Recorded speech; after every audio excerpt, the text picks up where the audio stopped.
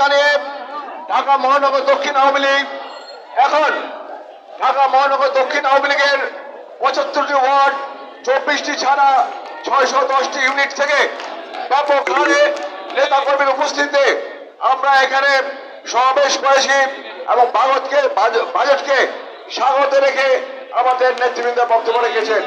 এখন আমরা এখান থেকে আমরা মিছিল 0 পয়েন্ট হয়ে গুলিস্তান স্টেডিয়াম হয়ে আমরা আমাদের দেশ বঙ্গবন্ধু শেষ করেছি।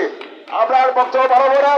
ইনশাআল্লাহ আমরা চাই এই জননেত্রী শেখ হাসিনা সাধারণ মানুষের কথা বিবেচনা করে যে বাজেট পেশ করেছে, ইনশাআল্লাহ এই বাজেট আগামী দিনে সাধারণ মানুষের ক্রয় ক্ষমতার মধ্যে ক্রয় ক্ষমতার মধ্যে সাধ্যের মধ্যে এই বাজেট কি হবে, রক্ষণ হবে এবং সাধারণ মানুষ যাতে কষ্ট না পায় সবকিছু বিবেচনা করে এই বাজেটে করা হয়েছে। ইনশাআল্লাহ এই বাজেটের সুফল সাধারণ মানুষ অবশ্যই উপভোগ করবে।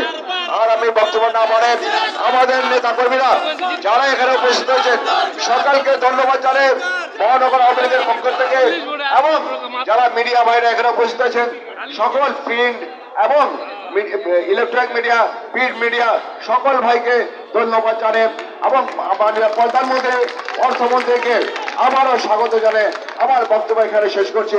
খোদা হাফেজ। জয় বাংলা, জয় বঙ্গবন্ধু।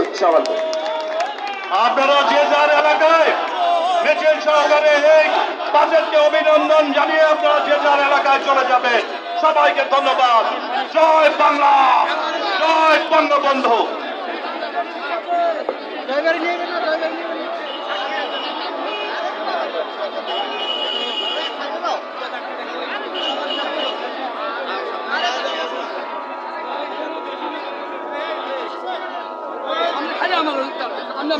চলতে পারো আমার সামনে